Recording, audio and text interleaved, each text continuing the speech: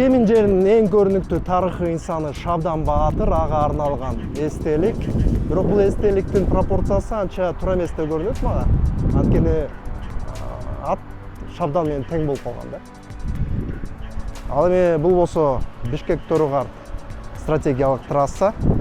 Көбүнесе ошол кеминделгенде ошол жол менен элестетилет, бирок чындыгында шаар сөзсүз түрдө бул менен чектелбейт. Ошондуктан биздин бүгүнкү көрсөтүүбүз Кемин шаарына арналмакчы.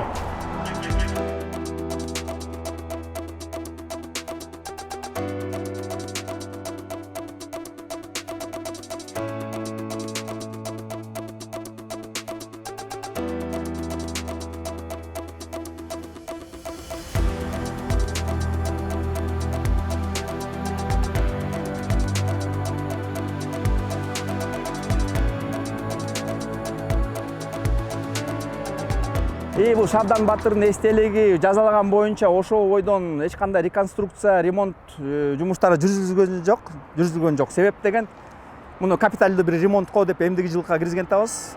Же фонд развития өнүктүрүү фонд, Кемин районунун өнүктүрүү фондунан сурайбыз, же өзүбүз эле жергиликтүү бюджеттен карап беребиз деген оюбуз бар. Бияктан көп келген, чет мамлекеттен келген туристтер, өзүбүз эле внутренний жанакы Кыргызстан жашоочулар, туристтер бардыгы эле ушул жерден өтөт көлгө, башка жол жок. Анан бул центр көп каралбай калып, анча-мынча бардак болуп кеткен биякчы. Майда чүйдө бир нерсе саткандар бар, тең эле стол коюп эле, палатка тигип эле, сода кылчы. Анын баарын эч ким кетире албай, биякта баары тең. Эми кане десем, баары тааныш, шаар кичинекей болгону менен кетирсең бүгүн кайра келип калат. Эми архитектурный код деп туруп баары тең алышты. Бизде базар бар негизи, кичинекей Бака булак деген. Ошо базарга киргизгендер, кирип ошакка сода кылып атышат. Бирок тияк баары тазалап, бүт убактылуу берген муниципалдык жерлерди жанакындай содага дегендей анын баары тең жоюп, жок кылып алып, арендаларын метип, жокко чыгарып, келишимдин баарын тең тазалап салды. Сезон учурунда бияк машина батпай калат, трассага чейин токтоп баштайт унаалар. Ошон үчүн бияка муниципальный бир жанакындай асфальт коюп, разметкасын берип, муниципальный парковка кылып коебуз. Биякты тартипти карай турган адам коебуз. Азыр элестетүү кыйын, бирок бул үйлөрдө 90-жылдардын башында элдер жашаптыр.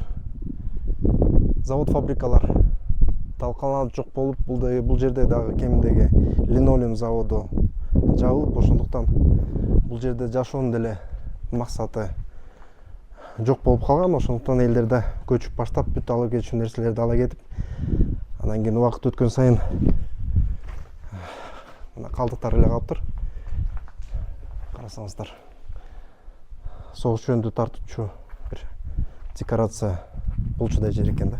Сиз биякта көрүп турсаңыз, линолеум завод бизде салынып, Союз малына даже биринчи партиясын линолеум чыгарганда, Жаштык микрорайон деп 2-5 этаж там салган, а момда 3 этаж тамдарды панелине салып баштаган. Бияка адамдар жашап баштаган. Анан жанакы жерден Союз жок болуп таркалып кеткенден кийин бул тамдар калды.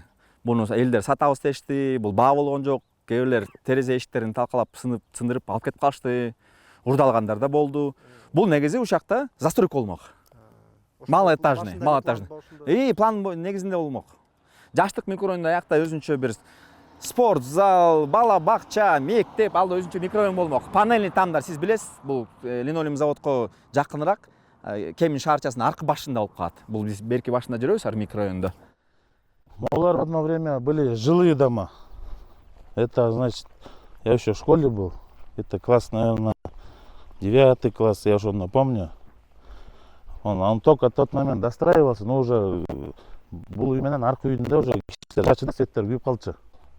Но монун баарын уже население эле эмелерин талкалап, металлын чыгарышты, арматура. Памяти 90 болуп калган. Да. Бул азыр эми акционерное общество линолеумный завод, ошолордун балансында бул жерлер и үй дагы. Азыр недавно, недели 2 назад бир представительдер келген, сейчас он уже несколько раз правообладательдер да өзгөрүлдү. Сейчас буюрса биздин баланска өткөрүп беребиз деп атат бул жердичи. Үйлөрдү дагы, жерди дагы, эми Ну, демонтажно ли, сколько это расход будет? Карасаңыздар, бул үйдө кээ бир терезелер таптак эле жок кылынып, керек болсо ичи талкаланган, баары өрттөлгөн. Ал эми бул болсо, бул үйдө, бул батирде кишилер жашап жатканы даана билинип турат. Мынакей тиги байпактарда илинип тур. Бул үйдө керек болсо батирлер да сатылат экен, мынакей. Квартира сатылат дейт. Кимге керек болсо бул үйдө мынакей телефондор да бар. Баары эле монтип чытап кеткен. Квартиралар, например, 2000 годах квартира, трехкомнатная квартира 5000 сом болуп калганда. Ана ошол убакта ваннасын чечип кетип, терезе эшиктерин чечип кетип, так продавали, и то больше акча болчу да, там 7-8 миңге чейин барып чыккан. Ваннасын 1,5-2 миңге сатчы. Ушинтип атып 5000 сом болуп калган, это эмне деген эме? 5000 сом 2002-2001 год как раз ошол моменттерде да. Ошонун баары микрорайонда талкаланган, Черемушканын баары талкаланган. Но сейчас потребное жилье возросло. Азыр болсо ошол жака кирип атышат кайра азыр. Элдерчи. Кайра кирип, некоторые, вот квартира здесь даже есть, 104 үйдө да бар. Бесхозный үйлөр бар биякта. Который азыр эмene кадастровый службадан биз сурасак, аяктан правообладатель не установлен деп турат. Здесь в 88-86 году 16 тысяч населения было. Еще постоянно прирост болуп турчу да. Орустар кетти, анан бияктан внутренняя миграция началась. Могу Нарынской областьтан көчүп кетишти да биякачы. Внешняя миграция и внутренняя. Кувейттин кайрымдуулук фондунун акчасына Жесир айымдар аз камсыз болгон үй бүлөлөр үчүн социалдык шаарча курулушу башталууда. Сопала мурун болсо суу менен эметчиле, суу мечиттер салышчы, эми азыр ар бир айылда бир 2 мечит болуп калды. Сейчас башка соо издеп атат. Буюрса, бул деле жакшы экен бизге, чоң жардам бул. Мону когда-то вот это 90-е годы, 2000-е годы монун баары талкаланды эле. Азыр мына буюрса восстановление болуп атат. Оживает микрорайон. Здесь квартиры подорожали. Мунда тоже жанагындай принимать эткенбиз на баланс. В 2006 году, значит, бесхозный кылып бергенбиз сотко. 3 года он стоял. В 2010 году мы решением суда перешло на нас баланс, на баланс мэрии. Меморандумда у нас соглашение бар болчу. Они, значит, фонд, благотворительный фонд Ассалам восстанавливает нам квартиры. И там тут у нас 64 квартиры, 64-ден 90 квартир кылмакта.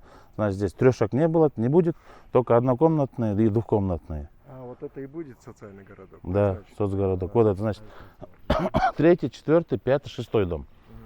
Ну, вот это уже сыртында эметип терезе эч такой жок болду, даже лестничного марша не было здесь. Значит, мы со стороны мэрии обязуемся в договоре, это электричество подводим до подъездов, воду до подъездов, очистим вот это строймусор, 2000 тонна мусорын чыгарды и канализацию восстанавливаем. Но мы будем давать, это комиссия түзүлөт по критериям, значит, вдовам, малоимущим, отцам-одиночкам, матерям-одиночкам, кто в социальной службе состоит на учете. Да, тизмеси бар. Анан бияктан да президент үстүн эмеси бар, жарлыгы бар эмес беле, обеспечить круглых сирот жильем. Бизде шаарда бир 10 тоголок жетим балабыз бар экен, ошолорду буюрса камсыз кылабыз. И президент да тапшырмасы да бизге аткарылып калат да. Моя кухня болот, вот тут, наверное, они перекроют. Биягы кухня, биягы, ну тоже бияктан по квадратам. Они различаться будут все.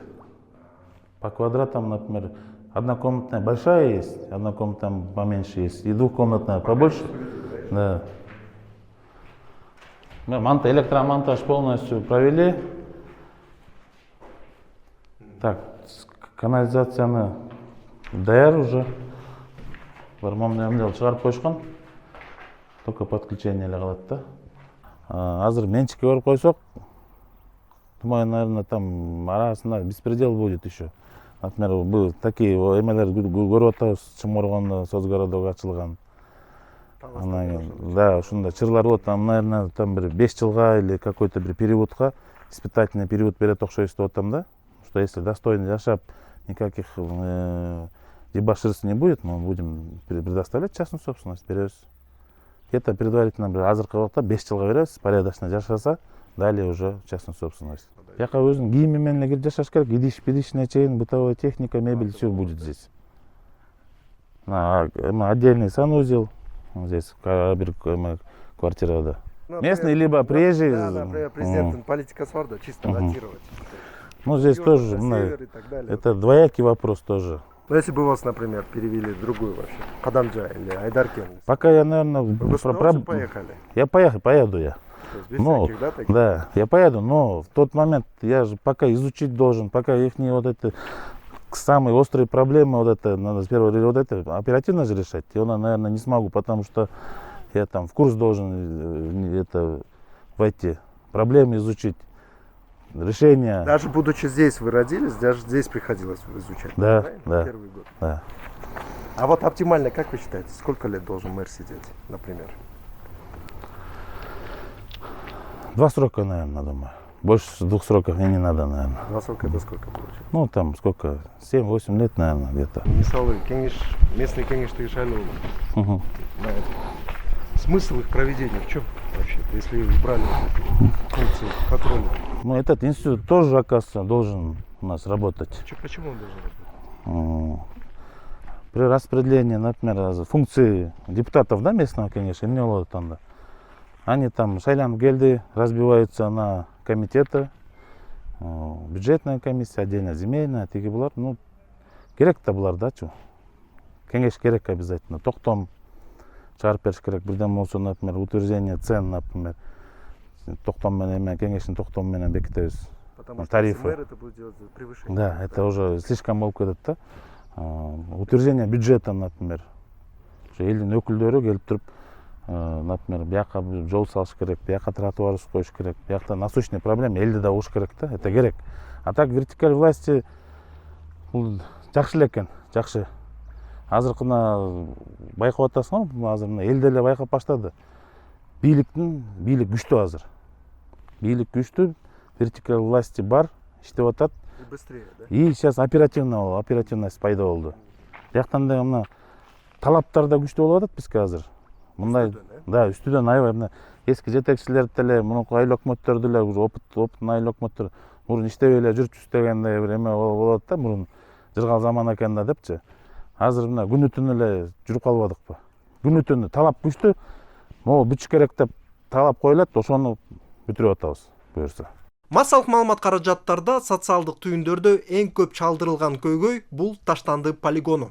Анан бул деген өзү жер коктун этегинде турат. Биякта дайыма катуу шамалдар болот.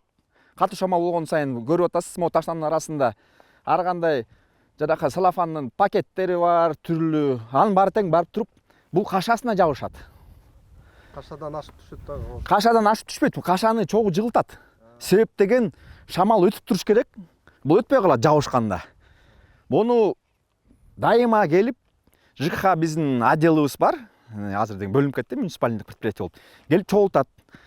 Мындай активисттер келип туруп чогултуп, өрттөп, бунун баарын тең карап турат. Бирок бул деген бир эле катуу шамал болсо, учуп барып туруп жабышып туруп эле мунун деген кашасын жаткызып салат. Анан дайыма биякта ушу таштандын арасында басылып жаткандар чирип газ чыгат. Газ чыкканда воспламенение болуп, моякта бар өрттөнгөндө түтөйт. Биякта бизде негизи район первая база деп коет. Биякта да көп мурунку моякта завод иштеп жүрчү.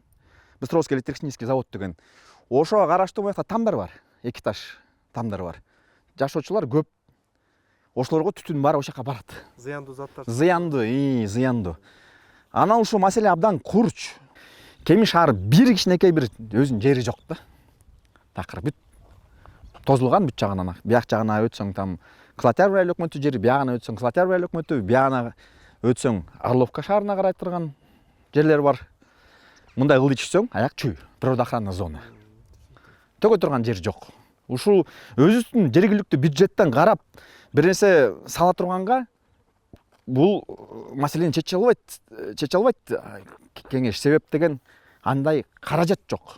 Шаардын сырт жагында же жайытыбыз жок экен, же башка жерлерибиз жоктуктан биз эме эч жака отура албайт экенбиз муну. Азыркы бул маселени чечиш үчүн бул облустук деңгээлде, райондук деңгээлге көтөрүп туруп, бир бизге районго бир чоң бир мусорный полигон курбасак болбой калды да.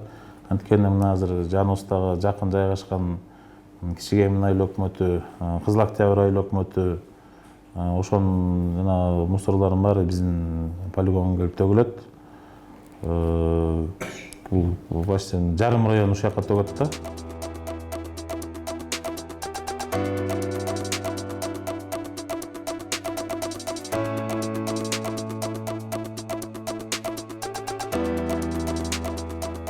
Бул деген азыр мэрия иштетип атат. Бул деген аукцион менен жылда берилет. Кемин шаарчанын тургундарына аукцион менен кимге көбүрөөк баа берсе, ошо менен иштетип атат. Ар ким ар кандай кээ алып таштап коет иштетпей. Кээ бирлер өсүмдүктөрдү өстүрөт. Бирок бул жерлер негизи малопродуктивный. Жакшы бияка иштеткендер түшүм деле жакшы ала албайт. Суусун ачар жер өзү таштак каралбайт. Үлүш алам дегендер, там салам дегендер 1000ден ашык. Акыркы маалымат боюнча 1100 бир нерседен. Арасында ушу майыптар бар, толугу эмес үй бүлөлөр, анан ушундай кедей үй бүлөлөр бар. Квартирада жашап жүргөн ушу тапкан эле каражатын бүтө эле ушу квартирага жумшай турган, кыйнап тургандар бар. Ошолордун баары тең очередте туруп калды. Себеп деген биякта мурунку кеңештин чечими боюнча бул жер бизге өтөт дегенде мораторий кире электе өттү деп уже кыймыл болуп аткан жергиликтүү бийлик иш алып барып аткан бул жер боюнча 36 гектар боюнча.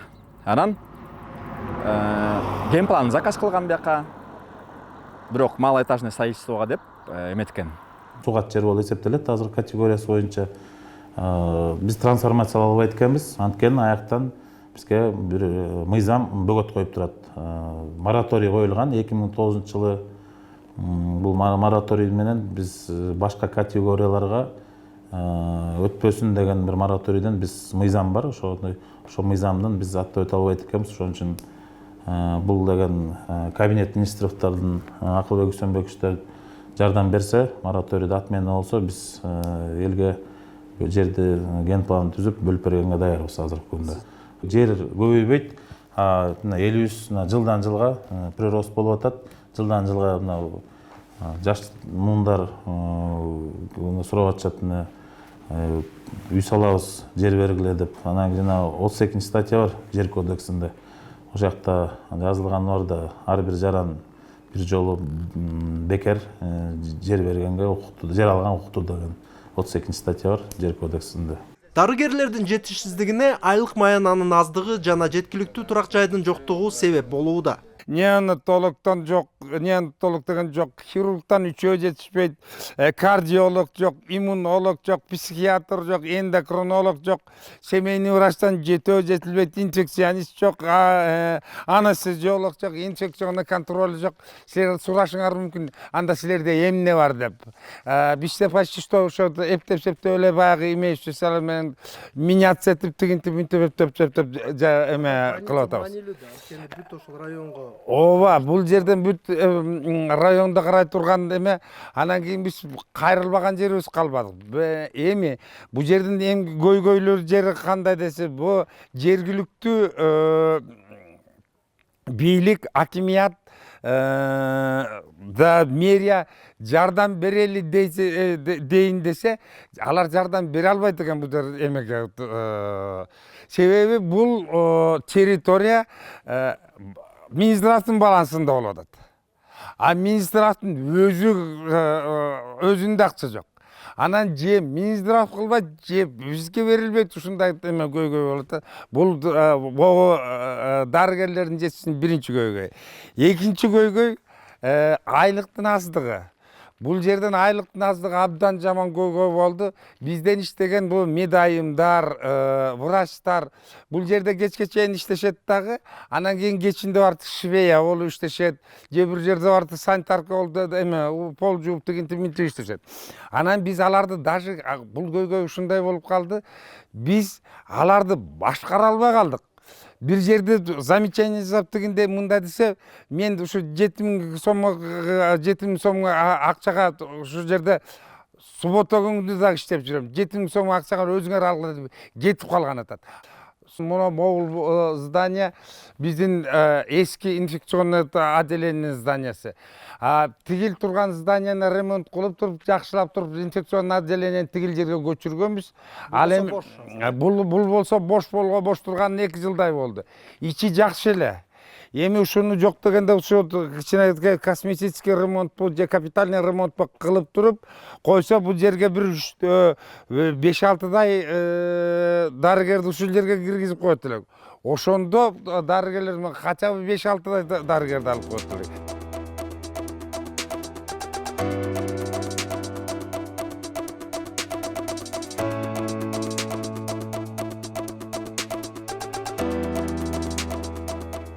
Кыш али алыс болсо да, мэрдин азыркы күнүмдүк иши социалдык объектилердин жылытуу мезгилине даярдыгын текшерүүдөн башталат. Бирок электр энергиянын тартышынан улам баары көмүргө өтүүгө аргасыз. Рано тоже алып келип алсак жаман экен булчу. Эрте алып келип алсак, бул деген былтыр, например, аябай кыйналганбыз. Эрте келип көмүр түтөйт экен. Азыр биз хранилищелерге киргизгенде булар түтөп баштайт. Заттар да чыгат. Да. Анан сейчас, наверное, кичине салкындап калды, как раз на самый момент азыр. Уже скоро октябрь месяц, уже азыр 1 октябрга чейин бизде буюрса 100% обеспечение болот, көмүр менен камсыздалат, баары 100%ка даяр. Буга чейин да биз 1-2 жума мурун келип туруп эмелер от казандарын текшерип кеткенбиз, баарыбыз даяр биздики Элмира Мукамбетовна. Көмүр деле жакшы, качество жакшы келип атат быйыл. Жагып көрөлөк, эмеси жакшы болду, крупный, пыль эмес, жакшы көмүр түшүп атат. Сизге да 20 тонна калды, почти. Саламатсыздар, кандай сөтө жакшысыңарбы? Даярдык кандай эжеке? Кышкабы? Кудай буйрса жакшы. Мына көмүр вообще сом түштү. Жакшы, ошо балдар айтып аткан, жакшы көмүр келип атат дейт быйыл. Эми муну киргизип алышыбыз керек да. Өзүнчө тиякта астатакта бир 2 тоннадай бар болчу. Сет арка астаттаңар тигиби? 2 тоннадан көп аякта. 2 тоннадан даже көп. Там где-то бир 4-5 тонна окшойт астаттагаңар. Нормально это. Чем жокко караганда бияк котелуңар даяр бар, кышка бүт насостор иштеп атат.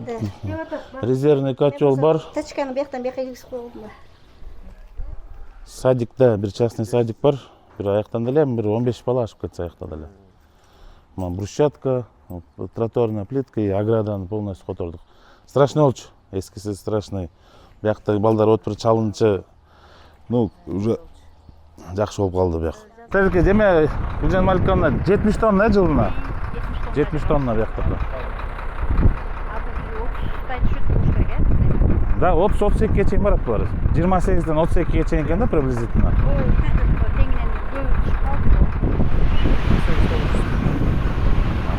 Бул эте брутто да. Номер 3 мектеп Насыр Давлетов атындагы 1,5 миң балага окуучуга чоң мектеп бул аябай. Биякта азыр от казандары, электрический отопление болчу буга чейин. Быйыл мына 18 миллион 200кө ичи дагы, сырты дагы жаңы заманбап от казандар коюлуп атат. Мына биякта азыр котельный, от казаны. Бул от казандардан мына Барнаулдан келди, бул подрядчик ушул жактан эметтир. Өткөн жумада келип установка болуп атат азыр. Республика боюнча энергия кризис болуп атпайбы? Ошол себептен дагы ушундай көмүргө өтүп атабыз да. Мурда электричество болчу. Жак электричество болчу да.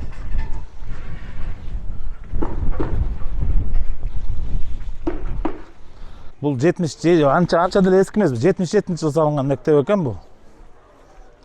Ушу мектепти да өзүм бүткөм. Былтыр мынакей брусчаткасын 1 миллион сомго астына эмет бергенбиз.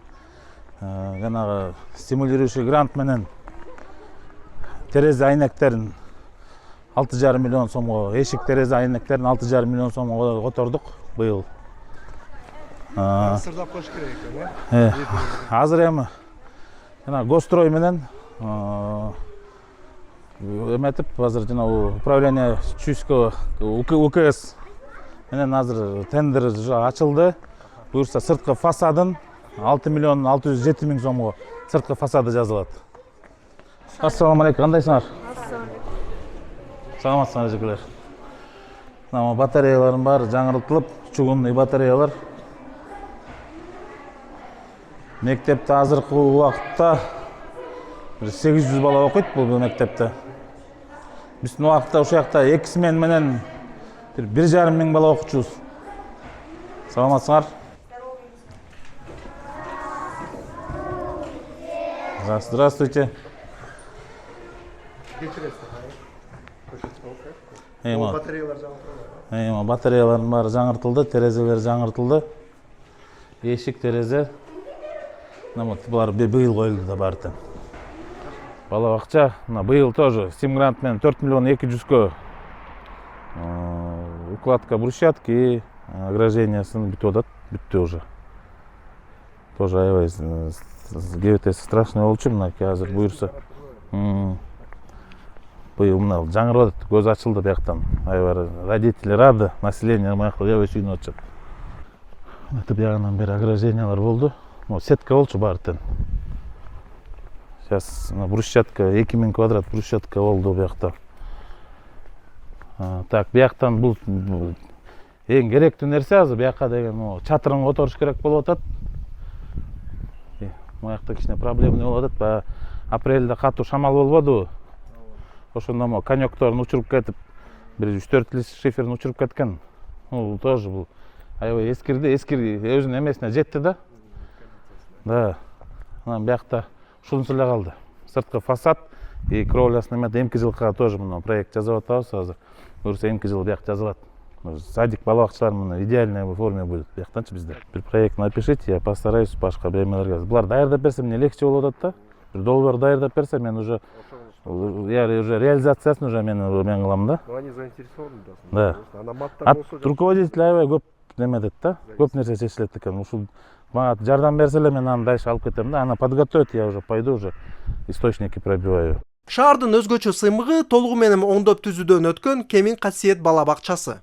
Азыр ичинен да кирсең, ичи да аябай сонун. Бул деген муну өзүнүн эмесин, зданияны эмеден Быстровский электротехнический заводдон сатып алганбыз. Бул заводдун садиги болчу. Бул талкаланып бузулуп баратканда муну 1 миллион сомго сатып алып, анан кийин проектлер жазып, 2 проект менен биякты бүтүрдүк.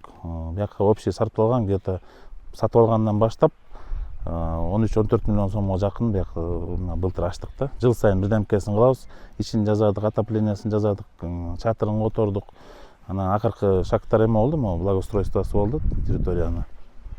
Мынакей биякта кыргызча типте саламдашуубуз бар. Бияк болсо музыкальный зал. Балдардын ошо музыка сабагынан мероприятиялар өткөн жерлерибиз. Биякта экинчи кабатта 2 топ бар. Балдарга кызыктуураак кылып, баягы кирсин деп, баягы Томи Джерри мультигин чагылдырып кеткенбиз. Анан балдарга кызыктуураак болсун деп ошо мышыктын бутун истерин түшүргөнбүз да. Мынакей. Бул жерде болсо орус группа, кыргыз группаларыбыз бар. Бул данный момент орус группасындабыз. Умницы деген группабыз. 5-6 жаштагы балдар. Что, нравится в садике вам, да? Пакеты уберите. Красочно, да, здесь как мультик? Балдардын уктоочу жайы 30 бала. Ар бир баланын номерациялары бар, жата турган кроваттары. Биякта ушундай санузел балдардын. Специально детский, да? Да. Ой, кечиресиздер. Да, здесь кухнясы, нянечканын комнатасы. Тоже балдары от 5-6 лет, они у нас уже немного взрослые считаются, в садик, эти самые взрослые дети.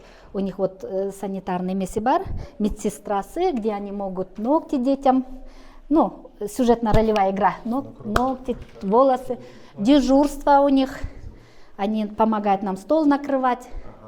Вот это мы с родителями работали, мама, солнышко мое, деген тема, да, вот любовь к детям. воспитание детям, вот как они, здоровый образ жизни, вот они как с детьми отдыхают тоже, сүрөттөрүн жиберишип. А это, да, а это работа детей. Смотрите, это Вот. вот эти яйца, да? Да, это яйца. У них вот совместные работалары. Классно. Бул ушундай эле тоже улуу топ, бирок кыргыз группа. Кыргыз оформление бүт баары кыргызча кеткен. Көпөлөктөр группасы оформление жалаң көпөлөктөр менен жасалган. Саламатчылык. Сразу видно, кыргызскоязычный. Саламатчылык, тынчыраак. Кыргыз топ биякта вход өзүнчө кетет. Потому что здесь 3-4 жаштагы балдар кичинекей общий балдарга аралашып тебелемди болбош үчүн өзүнчө входу бар. Мынакей 3-4 жаш кыргыз группа. Кыргыз группа балдардын сабактары, менюсу, күн тартиби, режим дня, күн тартиби. Обед классыңар, жүрү. Биякта очередь менен кириңиздер. Эркек балдар кирип атышат, кириңиз, киргиле. Бул лунтик.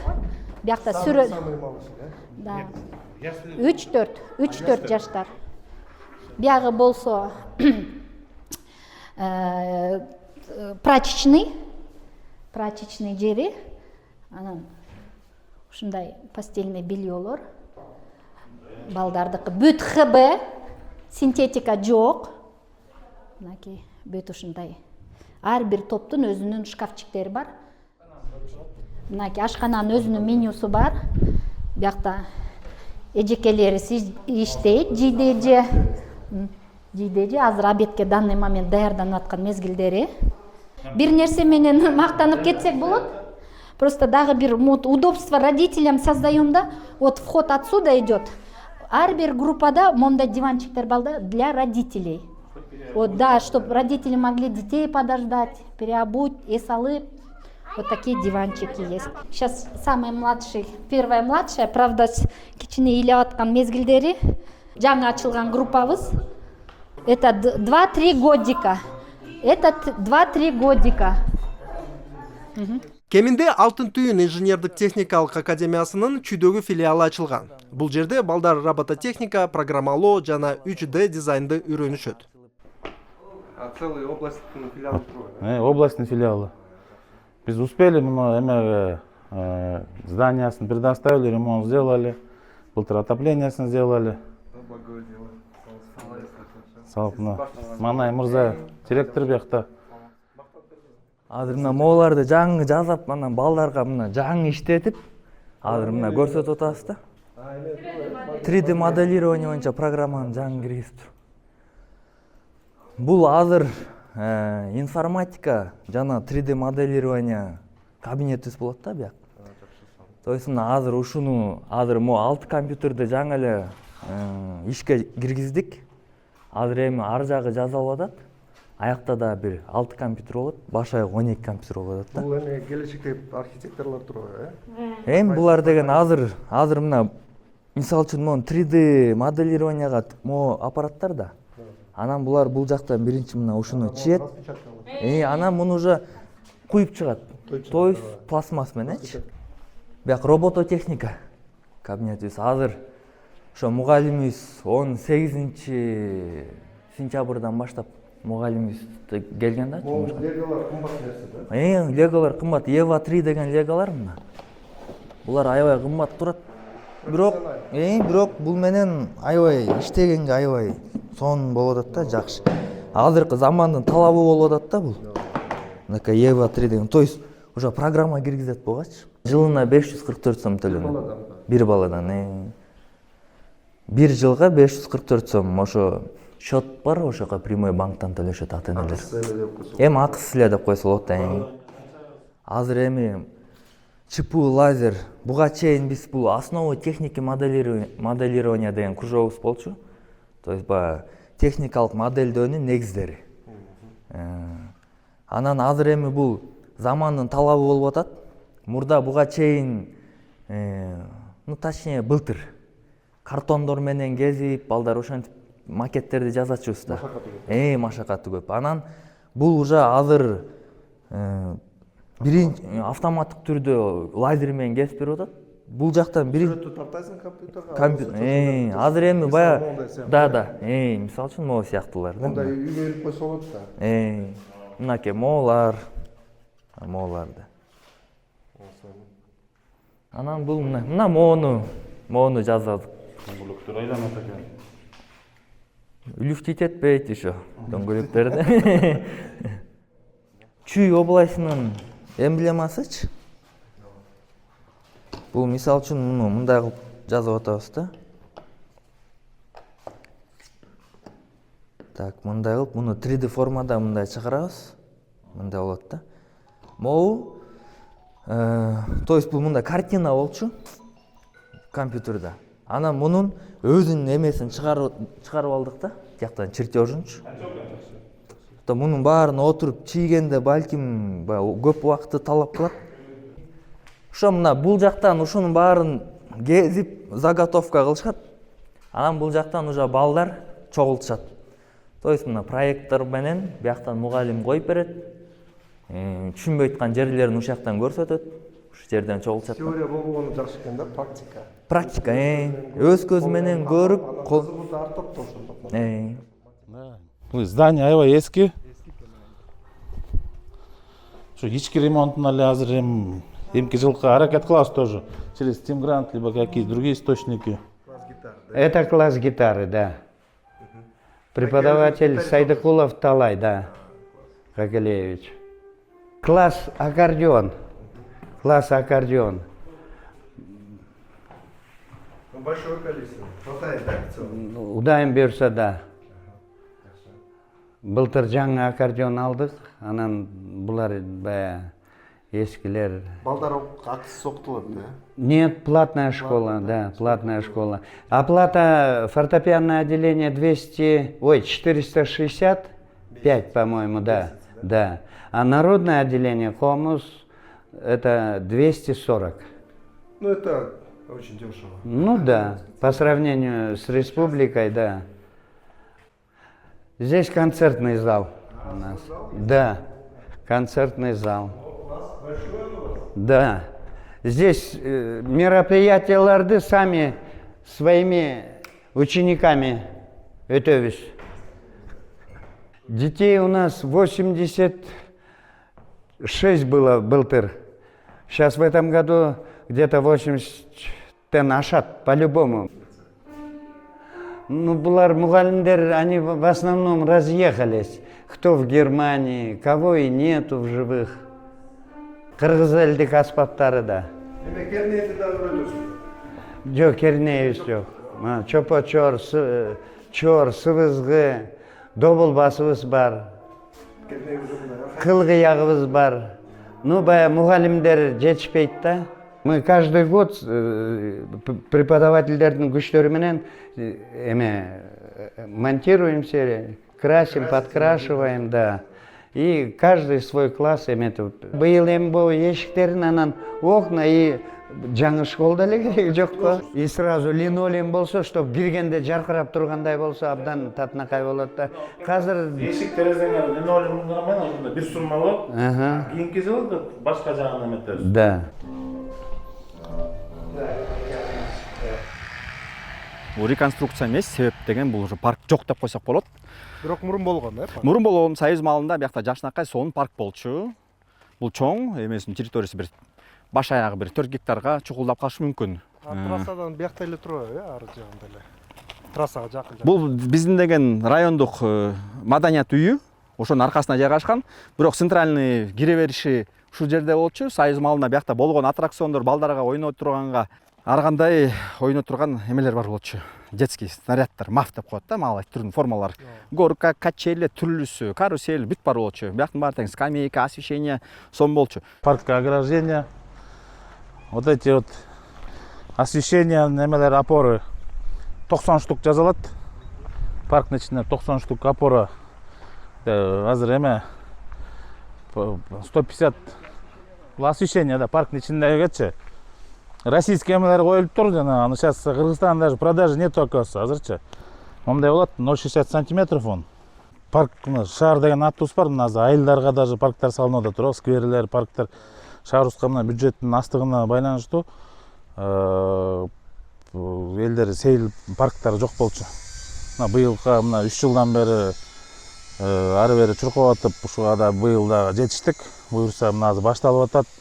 Бир 2 айдын ичинде буюрса может парктын ачылышына да келип каласыңарбы? Жакшы болот буюрса. Паркта деген балдар ойной турган 2 площадка болот, аякта аянтчалар болот. Бирөө кичинекей балдарга да болот, бирөө кичине чоңурактарына болот. Жана азыркы заманбап воркаут площадкалар салынып атат. Буюрса 2 воркаут площадка болот, отургучтар болот, ошо бар благоустроенный болот.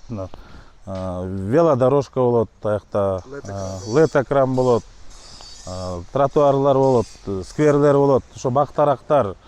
Эми аябай жакшы буюрса заманбап кылып сейил паркыбызды атабыз. Буюрса ушу жылы аяктаганга аракет кылабыз, жылдын аягына чейин. Учурда кыргыз эли малдын санына эмес, сапатына басым жасоого ыктап баратат. Гисар жана кыргыз коюн аргындаштыруудан алынган арашан кошкорлорго суроо талап жогору. Булар көбүнесе эмне биякта чүй өрөөндө, Основной чүйдө да. Анан азыр эми көп көлдө көп болуп калды, уже баары кызыгып атат да. Таласта бул эми өзүнчө бизнесте турабы, селекция кылып өрөөнү? Мурун илгери биз эмне жакшы эле кой, чоң кой эле кармап келгенбиз да. Мурун эми гисар деп эметчи, биз гисар деп эле кармай берчик да. Анан кийин бизге гисарга жатпайт болуп, анан ошо арашан эмес түзүлбөдү. Так эмне чоң деп эле базарга барып эттүү ушундай эмелер болсо деген эле да. Эркек кочкорлорду аткорм кылып этке сатчык, ургачыларды тукумга алып калчык. Анан кийин эле мына азыр кызыгып, эл кызыгуу көбөйүп, баалар да көтөрүлүп кетпеди. Устав көргөзмөлөр катыш эме чыгып атат. Арашан породасы азыркы учурда могу СНГ боюнча ушул арашан порода бардык параметринен өйдө да. Вес жагынан эң биринчи очередь. Мунун приоритети вес жагынан. Габарит, вес. Андан кийинкиси красота. Красота, сулуулук действительно бар буларда. Эмне себептен арашанды көп кишилер сүйүп ошого эле баш оту менен кирип кетип атат. Мунун өзүнүн баягы сулуулугунун эмеси дагы себеп да. Эме бойлору да крупный действительно. Мындай көлөмдүү болуп турат. Арашановоттор санжырасын аябай кубалашат да. Ошонусу аябай бааланат. Анан ошого жараша. Эми майбакты мен өзүм $50,000 алдым да. $50,000 алдым. $50,000 алдым. Реальный майбак турбу? Ну да.